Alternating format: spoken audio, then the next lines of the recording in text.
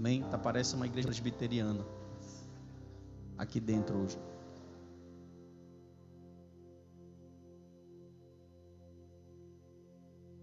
Amém. Apocalipse capítulo de número 2, versículo de número 12. Queridos irmãos, dê um pouco da sua atenção aqui, vamos falar da palavra de Deus. Pérgamo significa fortaleza, e a atual Bergana. Todas as igrejas da Ásia Menor, as 7, todas estão no território da Turquia hoje. E se você fosse escolher uma das igrejas para você congregar, talvez essa seria a igreja que você não iria escolher, por causa do título que o Senhor Jesus, escrevendo a João, deu a essa igreja, né? Ela não tinha a importância de Éfeso, nem importância de Esmirna, do comércio, mas ela se tornou um centro religioso e político muito importante. O último rei que habitou nessa cidade foi Átalo III. Átalo III deixou como testamento que Roma teria que assumir essa cidade e possuir a cidade de Pérgamo. Pérgamo é de onde vem a palavra pergaminho. Ficou famosa porque era uma grande produtora de pergaminhos. Pergaminhos eram os couros de cabra, de antílopes, de boi, que eram escritos os textos da Bíblia e de outros livros. E talvez você não queria congregar aqui nessa igreja das 7, porque o Senhor Jesus disse que aqui estava o trono de Satanás. Já pensou? Aqui vocês estão com o trono, aí está o trono de Satanás. Então você não procuraria um lugar para ir morar recebendo uma palavra dessa do próprio Deus. Mas como em todas as igrejas, aqui nessa igreja também tinham pessoas crentes, tinham pessoas que eram pessoas que temiam a Deus e que não abandonaram a sua fé. Aqui tem pontos muito importantes, segundo a Bíblia, segundo a tradição. Aqui tem um primeiro mártir que foi Antipas, e essa cidade se desenvolveu e serviu por 250 anos. Na verdade ela começou a crescer em 333 a.C., o seu crescimento se deu nessa data, com a morte de Alexandre o Grande. Então a cidade de Pérgamo evoluiu, e por 250 anos, substituindo Éfeso, depois Éfeso a substituiu como capital, ela foi a capital, e foi aqui nessa cidade, que em cerca de 29 a.C., fizeram o primeiro culto ao imperador. Há quem diga, por exemplo, eu li Adolf Paul, eu li George Led, eu li Grant Osborne, eu li Hernandes Dias Lopes e John MacArthur, para pregar essa mensagem aqui nessa noite. Então eles são unânimes a dizer que quando existiam cultos aqui, que o imperador se incorporava um demônio no imperador, e aí você pode imaginar. E quando ele fala do trono de Satanás, vão ter várias teorias que a gente vai tentar trabalhar aqui. Essa cidade ela cresceu muito por causa que Asclépio ou Esculápio, no grego Asclépio Soter, a serpente das curas, ou Deus serpente das curas, ele era um Deus muito popular no mundo antigo. Se você pegar até hoje o símbolo da farmácia, né, tem uma serpente lá numa arte, aquilo é o Esculápio ou Asclépio. E Asclépio nesse tempo tinha cerca de 200 templos no mundo antigo, ali rodeado na Ásia Menor. Só que o templo principal de Asclépio era aqui nessa cidade. Então, até hoje, se você for nas ruínas de Pérgamo, tem lá uma piscina de mármore, que onde muitas pessoas, e aqui também habitava Galeno, para que talvez você não saiba, mas Galeno foi considerado um dos maiores médicos desse tempo. Então, muitos doentes se direcionavam para Pérgamo, e Pérgamo tinha uma acrópole de templos pagãos. Por exemplo, existia aqui uma estátua de Zeus, e como essa cidade ela foi fundada em cima de uma montanha que ficava a cerca de 300 metros acima do nível do mar, existia uma estátua de Zeus tão grande que ela poderia ser avistada de muito longe. E essa estátua ela foi considerada uma estátua muito importante, considerada uma das 7 maravilhas do mundo nesse tempo aqui. E aqui você tinha templo de Dionísio, de Apolo, de Diana, de Esculápio, de Zeus, ou seja, tinha uma acrópole de templos pagãos. E como toda a ética e toda a moral grega paganista desse tempo, era uma cidade decaída nessa questão.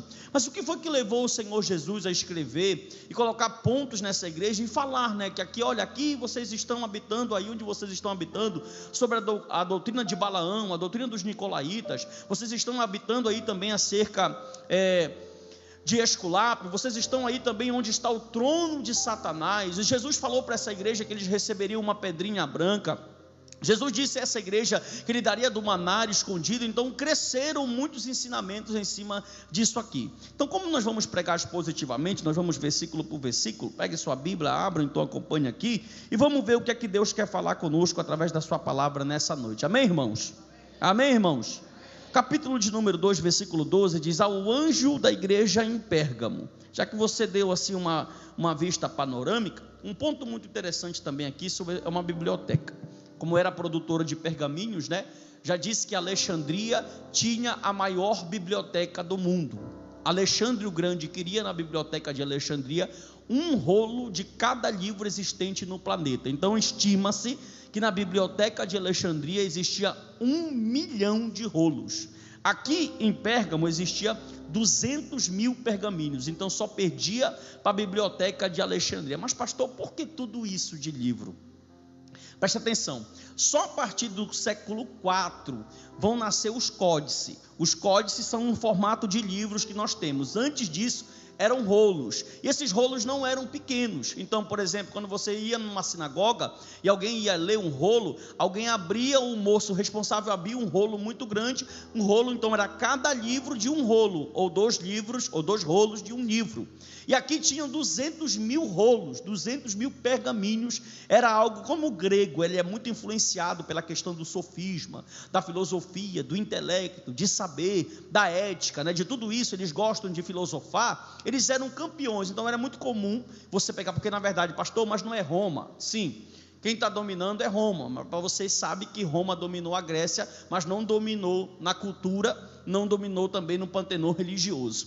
Então o que acontece? Esse culto ao imperador, ele foi o primeiro culto ao imperador vivo. Na verdade foi feita uma homenagem a Augusto César e a Roma, uma deusa, né, em homenagem à cidade de Roma. Então aqui era feito o primeiro culto ao imperador vivo. Foi a primeira vez no império que um imperador se considerou Deus. E aqui nessa cidade foi o primeiro culto e o primeiro templo que foi dedicado ao imperador Augusto César.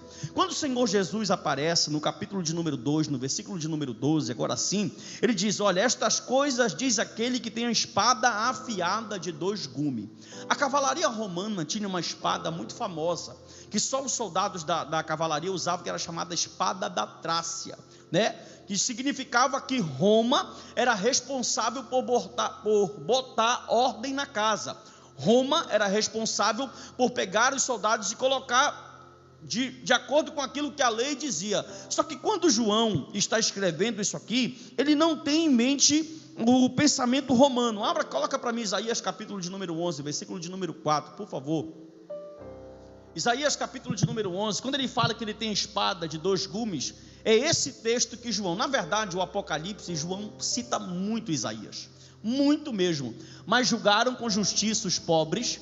A espada da Trácia para Roma era quem julgava a justiça, era quem fazia a justiça, era quem julgava. Mas quando João fala, porque tipo assim, quando João quer fazer um parâmetro, olhe para mim, deixa esse texto aí, e o Apocalipse quer entrar na cabeça das pessoas, João vai usar o que aqui?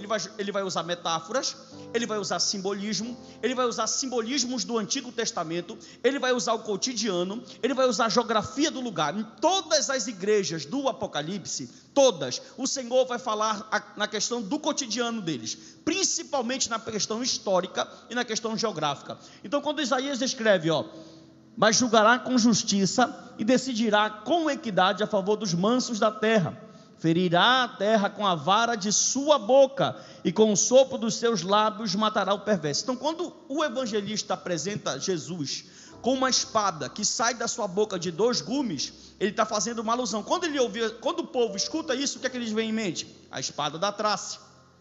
Mas quando João escreve, ele está profetizando ou proferindo uma profecia de Isaías no capítulo de número 11. Amém ou não amém? Versículo de número 13, por favor. Conheço.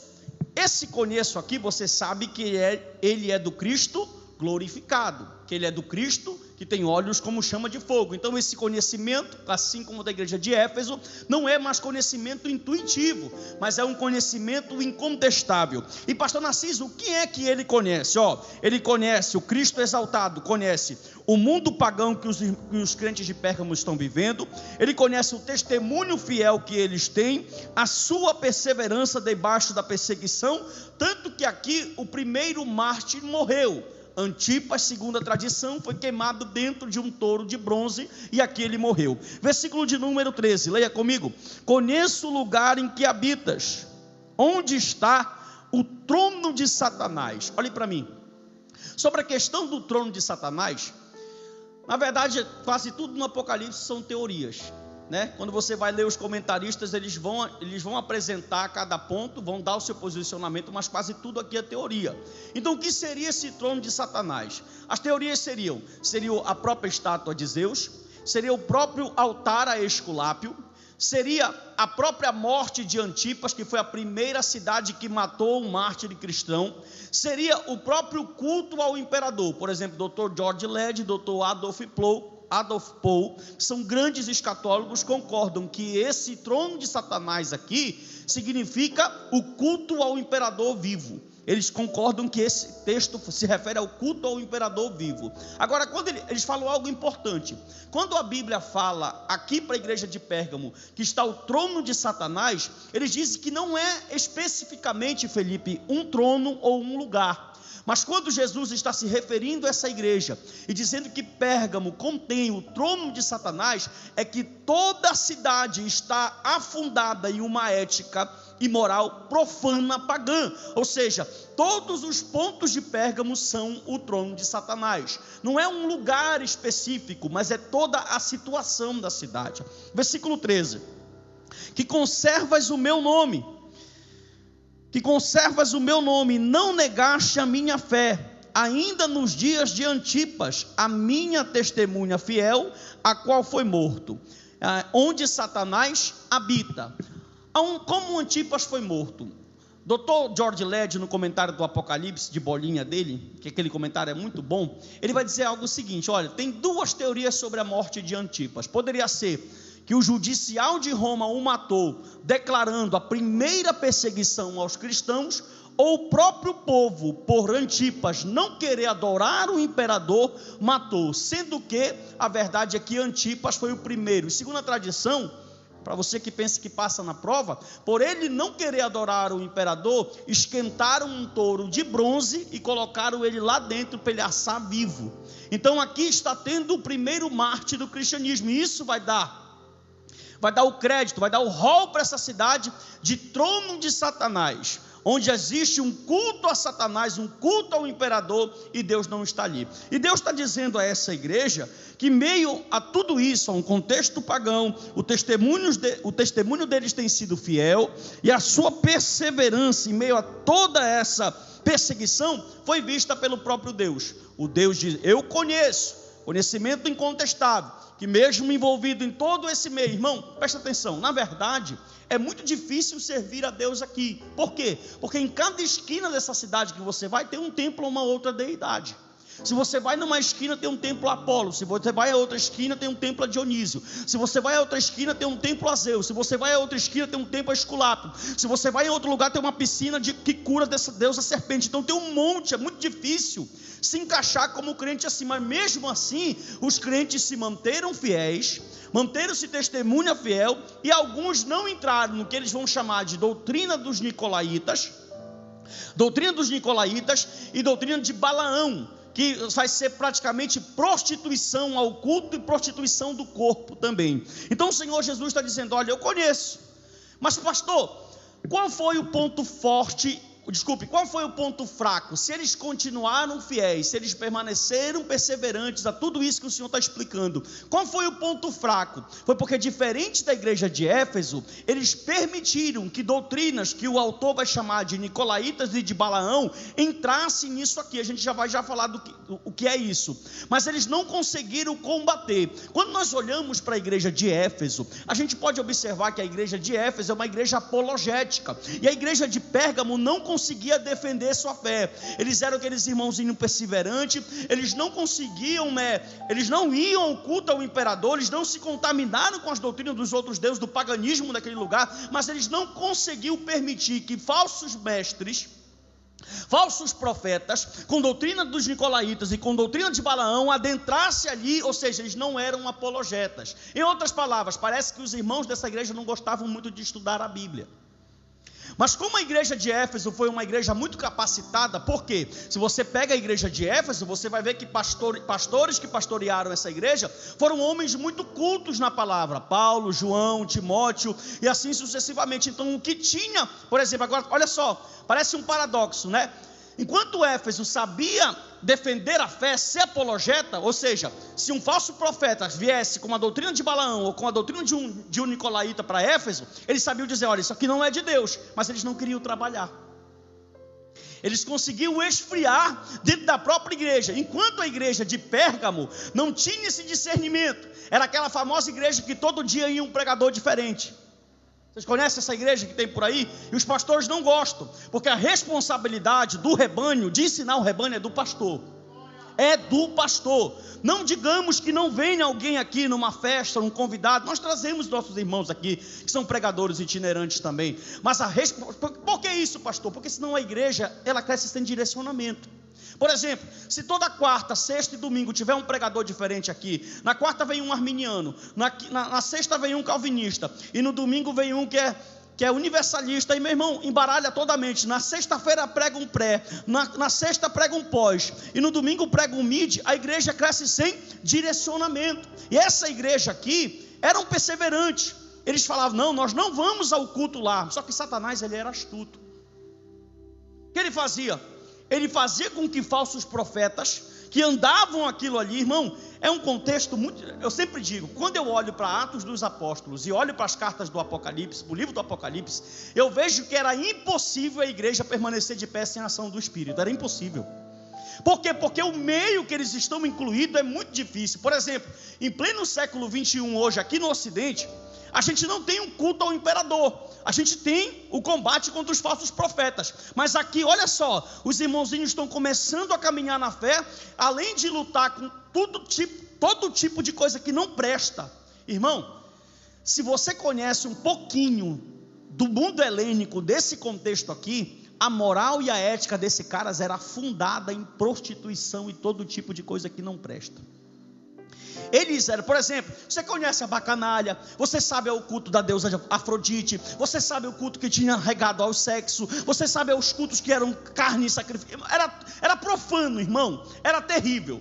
Mas Deus sempre escolheu pessoas, e Deus, no dia de Pentecostes, como eu preguei no domingo, o Senhor levantou uma multidão de pessoas. Às vezes nós damos crédito, é claro que tem os atores principais e tem os coadjuvantes, mas a gente dá muito crédito para os principais e esquecemos dos coadjuvantes. Daquele dia, Deus levantou inúmeras pessoas que foram nas primeiras aldeias, nas primeiras cidades, e fundaram congregações, e proclamaram o evangelho. E essa cidade, o Senhor tem tanto cuidado, olha que maravilha, eu vejo o cuidado de Deus aqui.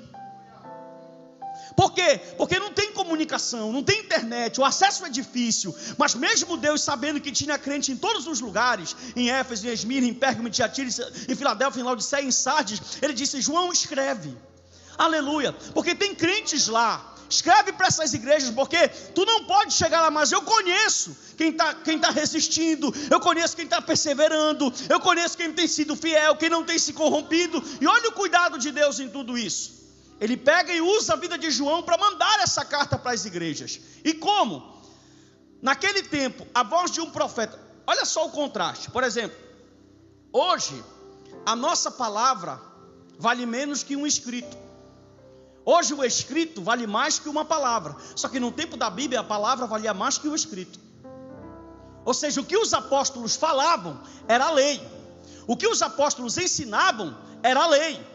E hoje ficou um pouco complicado para o nosso meio. Prosseguindo, versículo de número 14, é isso? Tenho todavia contra ti, aí vem a palavra de juízo, essa palavra que ninguém quer ouvir. Primeiro o Senhor elogia, ele passa primeiro o óleo. Deixa eu passar um óleo aqui, vocês são perseverantes, vocês são uma bênção, não têm cultuado ao imperador, têm permanecido fiel, têm caminhado para a minha casa. Aí ele vem: tenho, porém, contra ti. Por quê, irmão? Porque o conhecimento é incontestável. Deus conhece todas as falhas e todos os acertos. Deus sabe onde estamos indo bem e aonde não estamos indo bem. Versículo 14: tenho todavia contra ti algumas coisas, pois que tens aí os que sustentam a doutrina de Balaão, a qual ensinava Balaque a armar ciladas. Qual foi a doutrina de Balaão e Balaque? Foi fazer com que os crentes de Israel do Antigo Testamento apostatasse da fé. Ele criou subterfúgios para prostituir o culto. É disso que Deus está falando. Leia comigo o verso 14 até o final. A doutrina de Balaão, a qual ensinava a Balaque a armar ciladas diante dos filhos de Israel, para comerem coisas sacrificadas aos ídolos e praticarem prostituição. Na verdade, Dr. Led diz aqui que aqui é prostituição cultual, mas pode ser ao mesmo tempo prostituição literal. Você sabe que o culto ali tem sexo ao vivo mesmo. Então o Senhor Jesus está dizendo: olha, eu tenho só algumas coisinhas para resolver. Vocês estão caminhando, estão indo bem, estão perseverando. Só de vocês já não irem lá ver o culto do imperador, ver o diabo incorporar no imperador, lá já é uma bênção. Mas tem só umas coisinhas que eu quero pontuar aqui, para ficar tudo bem, porque com Deus, irmão, não tem meio termo, viu? Deus está todo dia nos admoestando para nós melhorarmos. Deus está todo dia como um bom pai, puxando nossas orelhas para nós melhorarmos. Tem algumas coisas, o que os crentes estavam fazendo? Deus sabia que no meio da congregação tinha alguns crentes que davam uma escapulidinha. Por que ele falou que comida sacrificada a ídolo? Porque era muito comum, acabou o culto ao deus Apolo, o que sobrou, vamos para o mercado. Aí os crentes, sabendo que era de Apolo, iam para o mercado cedo comprar comida. Outra coisa, os crentes iam congregar nas congregações, sim, mas quando davam tempo, ele ia dar uma olhadinha no culto do imperador. E o Senhor falou assim: olha, tenho porém algumas coisas contra ti. Esse tenho porém algumas coisas contra ti são aquelas pequenas coisas que nós precisamos melhorar, e que o Espírito nos ama tanto que ele vem ali com uma palavra de juízo. Versículo de número 14, leia comigo: tenho porém contra ti algumas coisas, pois que tens aí os que sustentam a doutrina de Balá, o qual ensinava a Balaque a armar ciladas diante dos filhos de Israel, para comerem coisas sacrificadas aos ídolos. Paulo vai trabalhar esse preceito, inclusive eu já preguei uma mensagem sobre isso aqui, dizendo que do Senhor é a terra e toda a sua plenitude. E o pensamento paulino não é, ele diz: olha, pode comer, fica à vontade. Esse é o pensamento paulino. Só que Paulo vai falar no mesmo texto ali para mim de Corinto, dizendo: como é que vocês é do Senhor toda a terra, mas vocês não podem participar da mesa dos demônios?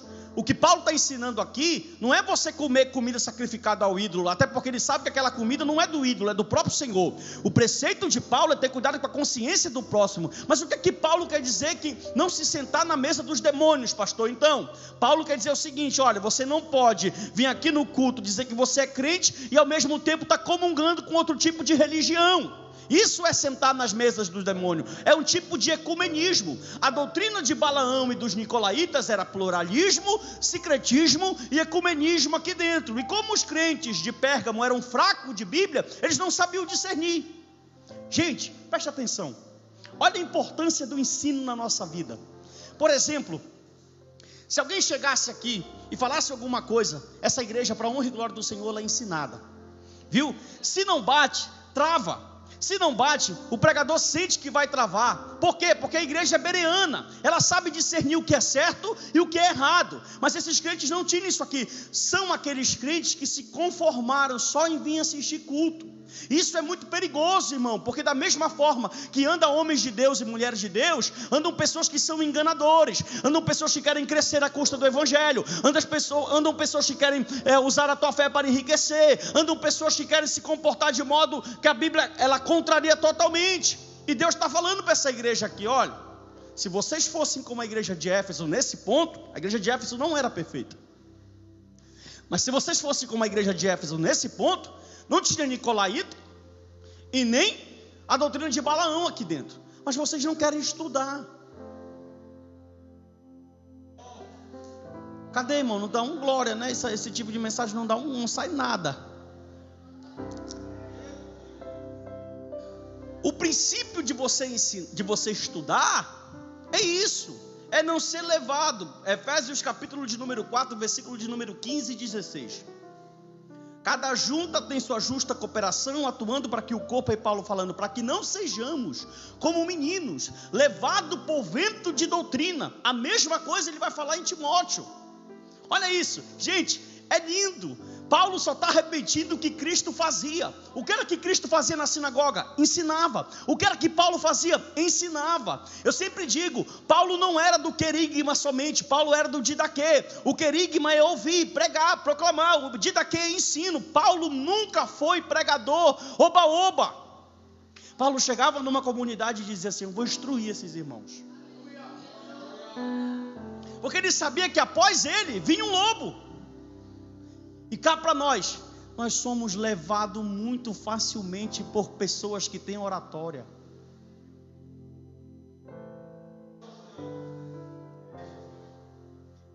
Irmão do céu, Jesus, dá um glória aí pelo amor de Deus. Jesus, ele é perfeito quando ele disse em Mateus 7, olha, não olhem para o dom, olhem para os frutos. Aí ele enfatiza que o dom, aí ele dá uma lista lá: profecia, expelição de demônios, cura, e o resultado: apartai-vos de mim, eu não vos conheço. Mostrando que dom não leva ninguém à salvação. Gente, isso aqui é só uma ação do Espírito. Terminou, eu volto a ser pecador, continuo sendo pecador como você. Quem está trabalhando é o pneuma, é o Espírito, é a ação dele. Olhe para os frutos. O Senhor Jesus falou assim, e Paulo queria colocar isso na cabeça dos crentes: olha, eu vou instruir vocês. Aí ele falava de tudo. Pegue as cartas de Paulo, é um curso de teologia. As cartas paulinas é um curso completo de teologia, para falar de Cristo, do Espírito, do pecado, da salvação, de todas as doutrinas que nós necessitamos. Ele fala de todos os princípios da fé, só que essa igreja não sabia. Olha que triste, é Romanos 10, é o povo que tem zelo, que ama a igreja, mas não tem entendimento. Quando eu sirvo a Deus sem entendimento, eu viro fanático. Eu faço coisas que a Bíblia não manda, eu sigo coisas que a Bíblia não ensina, e isso vai me levar para abismos que às vezes não tem volta. E o que é que eu preciso, pastor? De um milagre. Pergunte qual? O milagre do estudo.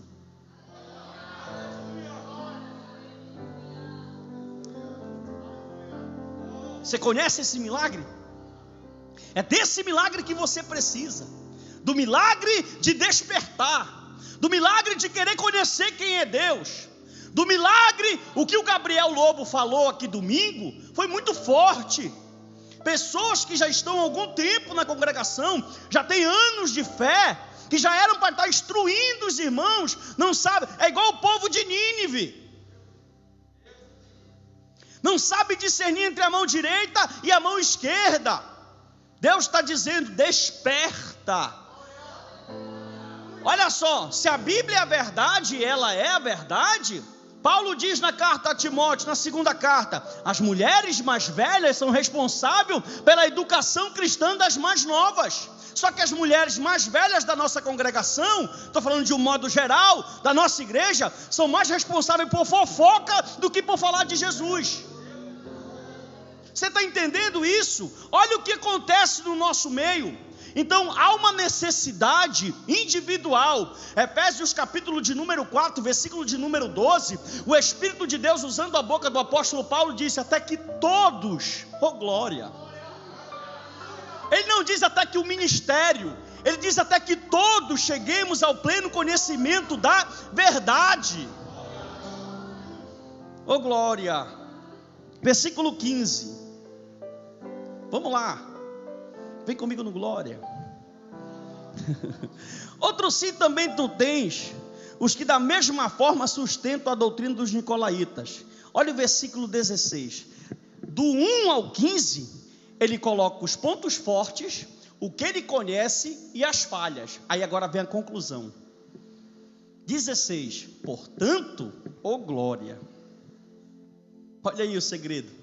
Há Metanoeson no grego. Portanto, metanoeson, sabe o que significa metanoeson?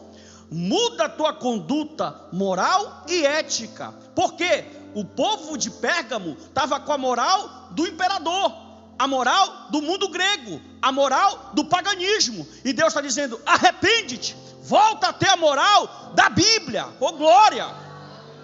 Você está entendendo isso, irmão? Portanto, repita comigo: portanto, arrepende-te. Por que eu preciso me arrepender? É Cristo. Leia o restante. Senão,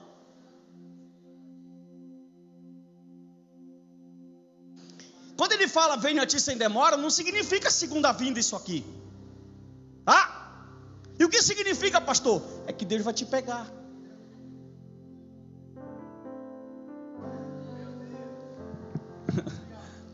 Em outras palavras, eu já falei quais são os teus pontos fortes, já pontuei para vocês quais são os teus pontos fracos. Portanto, oh glória, assim diz o Senhor: te arrepende. Se não, só estou citando o texto, fica com raiva de João, foi ele que escreveu. Virei contra ti, se não te arrependeres. Deus está dizendo: não brinca, porque muitos brincaram e não estão nem vivos mais para contar o testemunho. Uma palavra dura. O doutor George Led diz que o versículo 16, todas as palavras são palavras de cunho grossas. Deus aqui nesse versículo 16 está irado, está bravo, ele está com raiva do povo, de um povo que tem tudo para caminhar bem, para andar bem, para viver um evangelho bom, para viver uma vida cristã maravilhosa.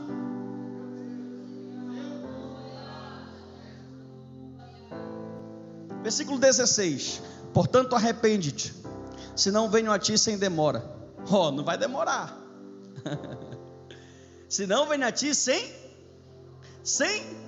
já está vivendo esse marasmo anos. A palavra é: venho a ti sem demora. Fica com raiva. Eu amo como você fica com raiva. Escute, versículo de número 16: se não venho a ti sem demora, e contra eles pelejarei com a espada da minha. A espada de Roma da Trácia tira a vida terrena. Pegou. A espada que saiu destruir Jerusalém. Jeremias, o profeta, pegou um pote do maná, colocou num pote de ouro, subiu para o Monte Sinai e escondeu esse maná lá.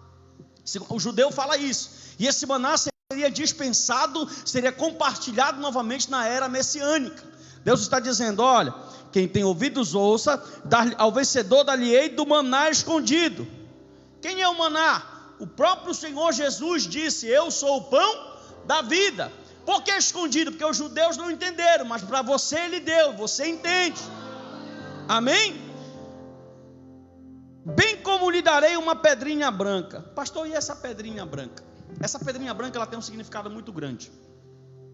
Vários. Pontuando, já vai terminar. Tem uns 6 minutos. Ela poderia ser, por exemplo, nesse tempo, quando você ia para um tribunal, se você fosse absolvido, você ganharia uma pedrinha branca. Se você fosse condenado, você ganharia uma pedrinha preta. Quando os atletas olímpicos iam, eles ganhavam as Olimpíadas, eles não pagavam todos os impostos, eles tinham uma diferença nos impostos, eles recebiam uma pedra branca, e essa pedra branca dava acesso para ele a programações públicas. Todas as programações públicas que alguém tivesse uma pedrinha branca, ela entrava. Glória. Leia de novo, só o versículo, E uma pedrinha branca, e sobre essa pedrinha um nome, no qual ninguém, exceto aquele que tem, o conhece. Essa pedrinha era dada para você participar de uma festa. Só podia entrar nessa festa quem tinha um nome nessa pedra branca. Você lembra de alguma festa que você vai participar? Aí a gente pode até pensar, para não dizer que é alegoria, né? Mas na boda do cordeiro, no dia você vai ter que apresentar uma pedrinha. Aleluia. Essa pedrinha você vai apresentar com um nome que só quem tem conhece. Amém ou não amém? Essa foi uma lição que Cristo ensinou para essa igreja e está ensinando para nós nessa noite também. Que essa palavra possa nos limpar. Nós já comemos do maná, Ele é a pedra, oh glória, aleluia. Nós já comemos da palavra, nós já nos alimentamos e nós cremos, irmão, que tudo está no controle daquele que nos chamou. Curve sua cabeça, ore comigo. Deus, muito obrigado. Mais uma vez nós estamos aqui, viemos à tua casa, aprender mais de ti, queremos te louvar. Obrigado pelo teu cuidado, Senhor, para com a nossa vida. Nós somos fracos, falhos, nós somos devedores, nós somos pecadores, mas o Senhor